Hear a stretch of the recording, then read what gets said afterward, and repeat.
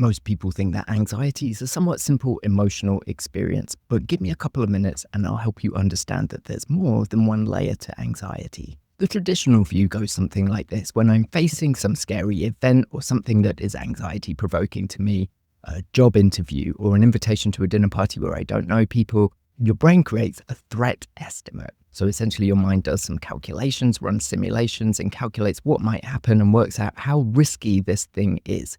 It often creates a mental movie of possible futures, and usually for people with anxiety is very biased to imagine the worst case scenario, making everything way more threatening and possibly more dramatic than it really is.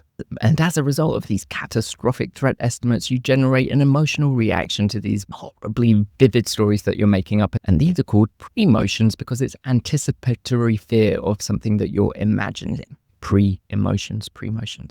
But what if this is only the first layer of anxiety? What the latest research is showing us is that this is one part of anxiety for sure, but it's likely just the first component, and helping people understand that their pre-emotions are coming from imaginary worst case future events is super helpful. And for a lot of people in therapy, that is where anxiety treatment begins and ends. And it's very helpful because if you can identify that you're feeling agitated and upset because of a story that you've made up, that is fantastic work. You've identified what I call trash talk. You're freaking yourself out over something that you're making up, and you've identified that your agitation is coming from, in part, your imagination.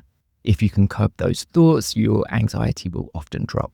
But what if that doesn't work? Or at least what if that doesn't work as profoundly as you want or need it to? If that is your experience, let me help you out and explain why. When we take away the imagined fantasy story that's generating our pre-motions of anxiety, we are still left with the fact that we don't know what's going to happen. We're left with a whole bunch of uncertainty. We don't know what's going to happen. We don't know if we're going to pass the exam. We don't know how the dinner's going to go. Are we going to get the job? Aren't we? We will have a very unique sensitivity to uncertainty, and not knowing can also create horrible agitated feelings in us. How agitated you feel all depends on your need for predictability. Your need for predictability is essentially a really strong preference for certainty and a drive to avoid anything and everything that is uncertain.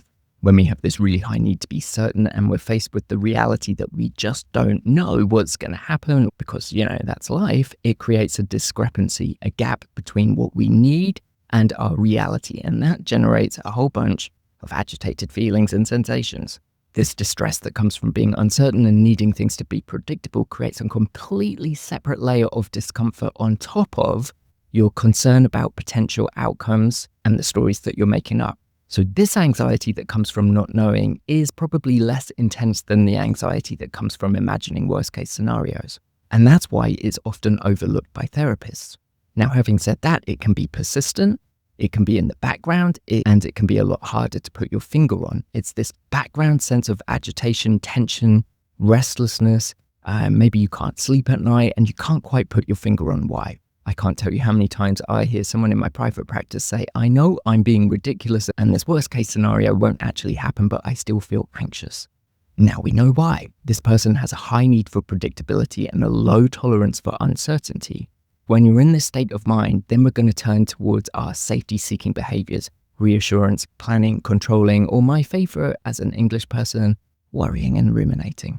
Neither of these strategies are great because neither of them actually tackle the distress around not being able to tolerate uncertainty and needing a high need for predictability. And that's actually what you need to be working on in therapy as well. It's what I do in my new anxiety treatment program in Los Angeles. So hit follow and subscribe if you're in the area or just in California for that matter and want to know more about anxiety treatment that really works.